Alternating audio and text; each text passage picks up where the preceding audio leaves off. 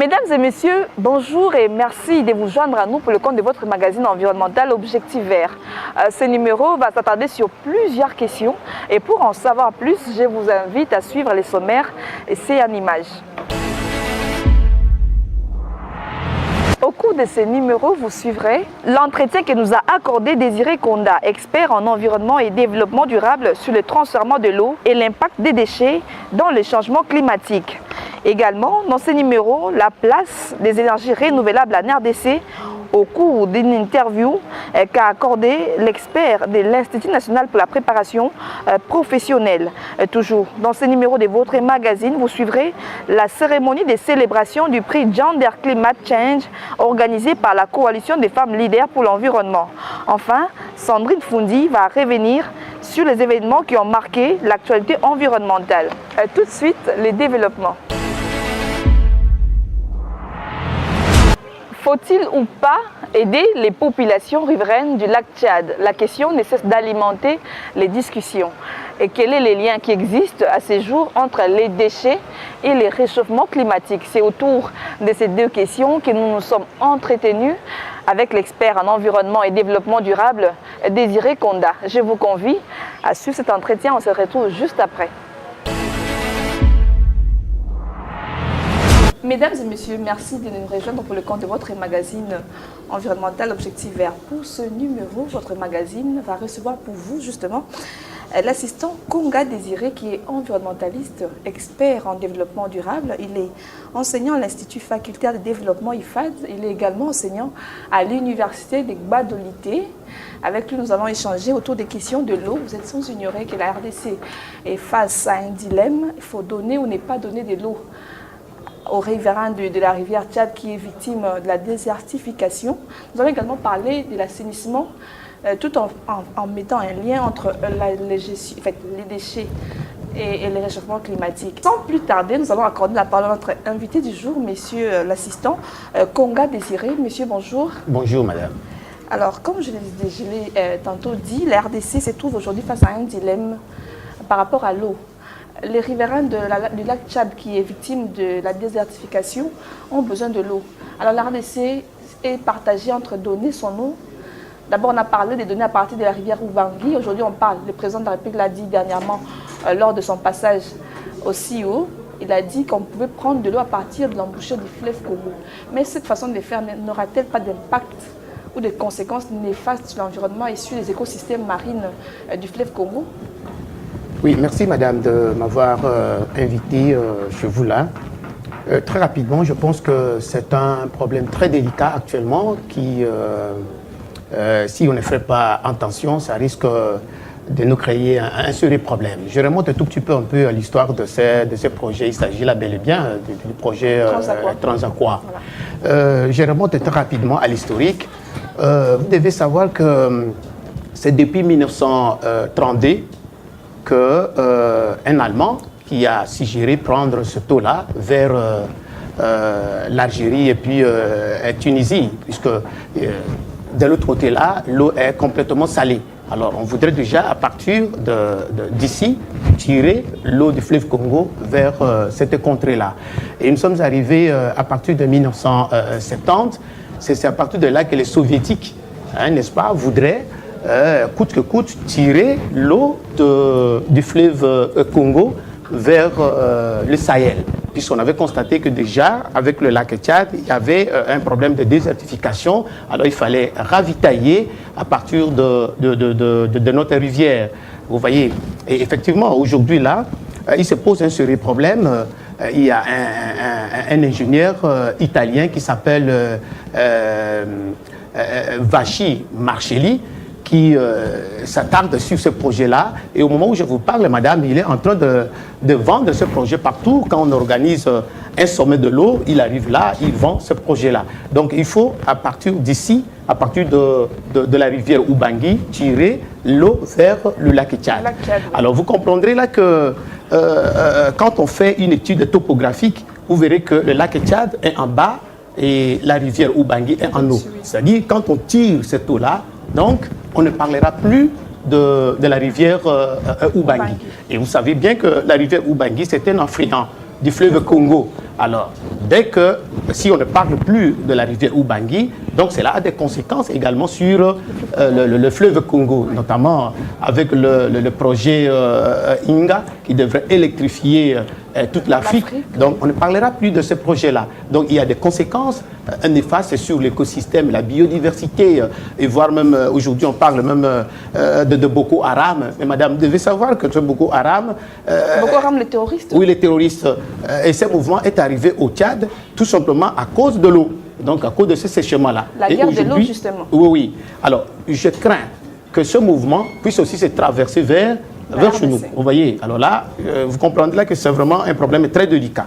Alors, le président de la République parle de prendre, non pas au niveau de la rivière Ubangui, mais à l'embouchure. Mais prendre au niveau de l'embouchure. Mais il y a des conséquences, madame. Mais il y a un principe physique. Remarquez, vous savez que l'eau, donc la rivière, disons le fleuve Congo, oui. Le fleuve Congo pénètre l'océan à quelques kilomètres. Vous voyez, c'est là une pression. N'est-ce pas? Oui. Alors, maintenant, qu'est-ce qui va se passer? Avant d'atteindre l'océan, donc l'eau est considérée comme douce. Ce n'est pas l'eau salée, puisque c'est l'océan qui est salé, mais le fleuve Congo n'est pas salé. Voilà, c'est pourquoi on parle de l'eau douce. Alors, les écosystèmes tout au long du fleuve Congo, là, vous voyez, il y a certainement de la population riveraine, vous voyez, le long du fleuve Congo. Alors, évidemment, quand on tire l'eau, quand on pompe l'eau à partir de l'embouchure vers le Tchad, la conséquence maintenant serait ce quoi? Même après 10 ans, après 15 ans, sachez que l'océan va remonter. Vers la RDC. Vers la RDC. Donc, vous voyez, va remonter vers le fleuve Congo. Vous voyez. Et quels seraient les impacts? Alors, mais là, ça va modifier. Ça va modifier. Donc, ça va modifier l'écosystème, la biodiversité, vous voyez, voilà, de cette partie-là. Oui. Donc, ça modifie. Et alors qu'au départ, cette partie n'avait pas connu l'eau salée. Et à ce moment-là, l'océan remonte vers ce côté-là. Il y a des conséquences, madame. Voilà. Ça, c'est de un. De deux, s'il faut remonter l'eau à partir de l'embouchure pour le fleuve, disons, pour le lac Tchad, sachez que vers Mbandaka, il y a des reliefs. Oui. Hein? Il y a des reliefs, vraiment à haute altitude là. Donc, il faut pomper l'eau. Ça doit monter d'abord à ces niveaux-là pour que ça puisse descendre au niveau. On a parlé de les faire avec des pipelines. Oui, ben, effectivement. D'abord, ça sera un projet très coûteux, mais c'est que moi, je vais conseiller aux hommes politiques, c'est quoi?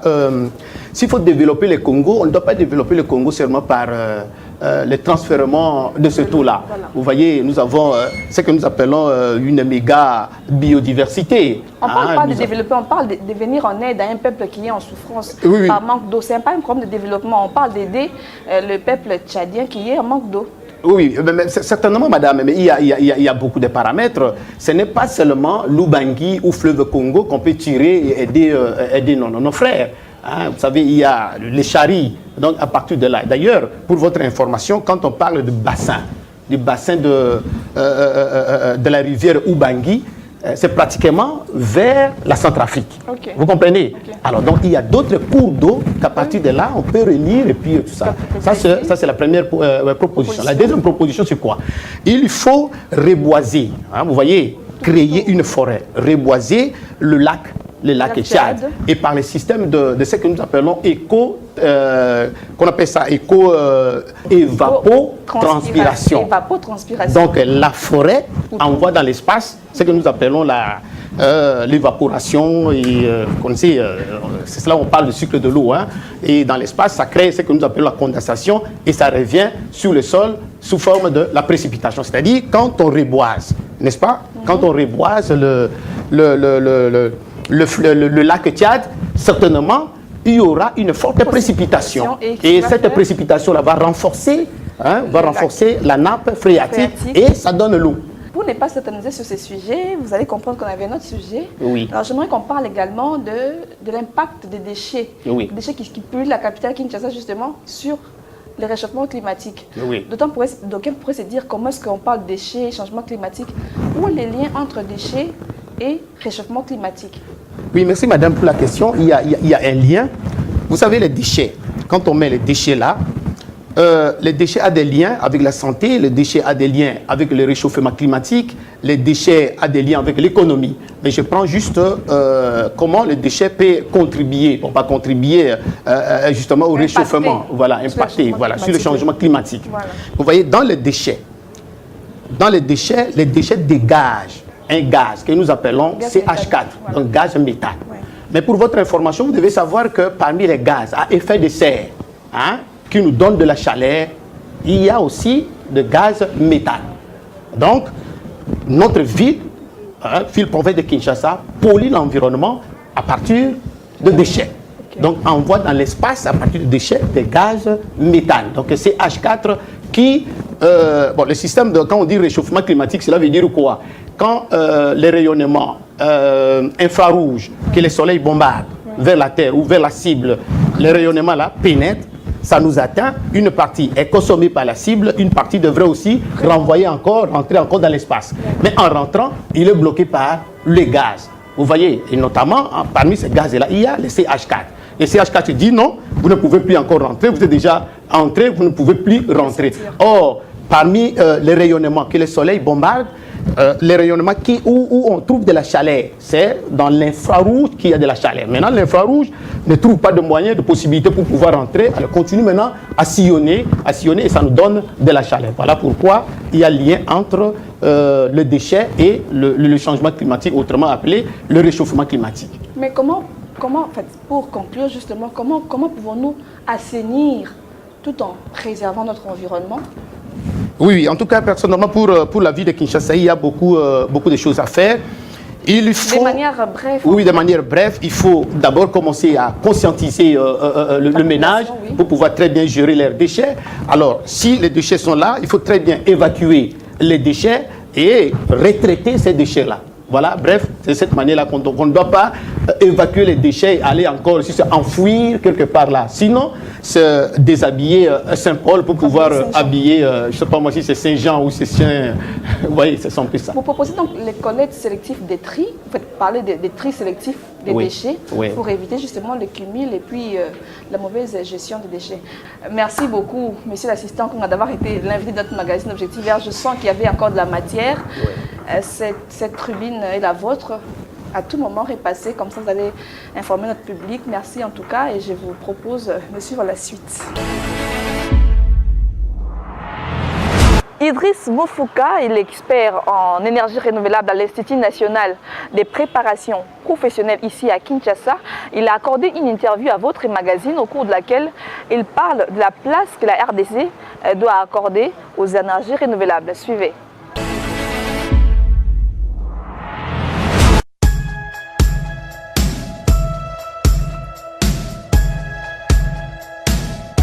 Il faut dire que la problématique des énergies renouvelables, ce n'est pas seulement au niveau de notre pays, la RDC, c'est une question de l'ère sur le plan international, mais plus particulièrement à notre pays, il faut dire que le Congo a d'abord un problème sérieux avec un taux de desserte en énergie électrique très faible. Et ça, c'est de 1.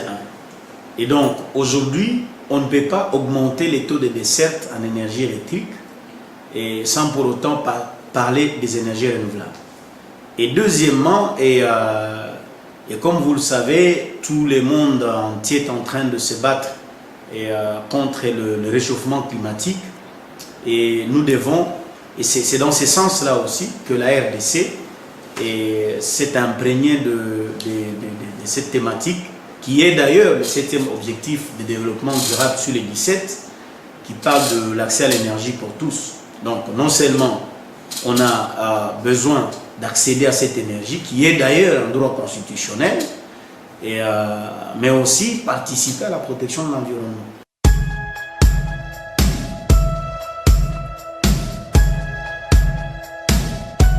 En fait, le changement climatique est en train de frapper tout le monde.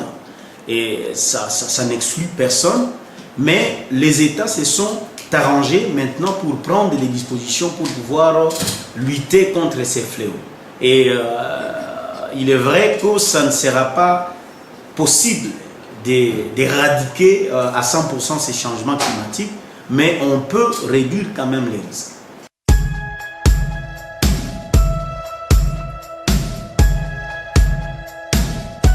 L'accès, il faut dire que d'une manière générale, l'électricité n'a jamais été moins chère. Et même quand vous parlez du coût que c'est trop cher, c'est relatif. Hein? Ce que vous appelez cher, moi je peux trouver ça moins cher. Ça dépend de la profondeur de ma poche. Mais d'une manière générale, de nos jours, on ne peut même pas parler du coût de l'énergie parce que l'énergie fait partie des piliers du développement d'un pays. Et donc, n'est pas penser à la stabilité, à la stabilisation du secteur énergétique de la RDC. C'est comme si on ne veut pas faire avancer les choses dans notre pays. Et donc, les coûts, je ne pense pas que c'est un obstacle. Grâce à ces actions de plaidoyer en faveur de la femme et tout particulièrement dans le cadre de la défense des droits de la femme, dans les domaines de l'héritage ou de l'accès à la terre, la coalition de femmes leaders pour le développement durable, CLEFD, avait obtenu lors de la 24e conférence des partis tenue à Katowice en Pologne en décembre 2018 dernier, les prix Gender Climated de la conférence de la COP24. Et c'est pour justement célébrer ces prix que FLED a organisé dernièrement à Kinshasa une soirée à laquelle a pris part les conseillers, l'un des conseillers en tout cas du chef de l'État, mais également quelques représentants des ONG environnementales. Nous sommes en train de traiter d'un sujet qui concerne la femme et l'accès à la terre, à la tenue foncière et forestière en RDC et surtout sa participation dans la prise de décision qui concerne la terre. C'est ça les problèmes que nous avons traités parce que nous avons fait une revue de la littérature, des lois qui existent au niveau de la République démocratique du Congo.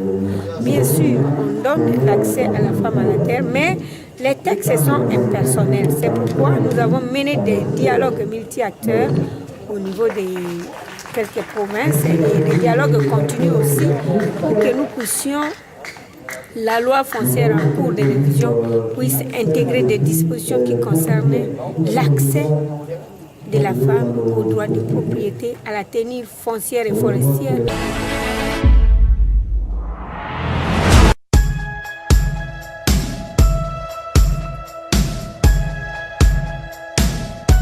La République démocratique du Congo vient de bénéficier d'un crédit de 83,11 millions de dollars accordé par Exim Bank of India. Ce financement est destiné à la construction de 3 centrales solaires d'une capacité combinée de 35 MW dans le nord et le centre du pays. L'Inde confirme son engagement aux côtés de la République démocratique du Congo. Le parc national de Kahuzi-Biega, qui se situe à l'est de la République démocratique du Congo, a été déclaré 3e meilleure destination touristique en Afrique pour l'année 2019. Ce prix est une reconnaissance et encouragement des efforts fournis par les gestionnaires, les agents, les éco-gardes et autres membres de ces sites. Il a été remis à son gestionnaire lors d'une cérémonie de remise organisée en Allemagne par les salons de Berlin. Après la mort d'un éco-garde, cette fois-ci c'est le tour d'un garde de parc national de Virunga qui a succombé à ses blessures de suite d'une attaque par l'hippopotame dans le secteur centre de ces parcs où il exerçait depuis un moment. L'annonce de son décès a été faite le mercredi dernier par la fondation Virunga. Et pour finir, à l'international, le projet régional CBSP, Partenariat pour la conservation de la biodiversité, afin d'atteindre son objectif principal qui est de mettre en place à l'échelle nationale et sous-régionale des mécanismes de financement durable pour la conservation de la biodiversité dans 6 pays du bassin du Congo, signalent nos confrères de l'Environ-News.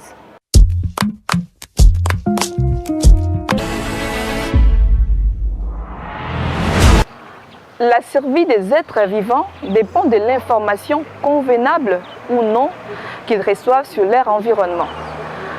C'est sur cette phrase que se referme ce numéro de votre magazine environnemental Objectif Vert. Merci pour votre attention soutenue. D'ici là, portez-vous bien, prenez soin de vous, mais surtout de votre environnement. Au revoir.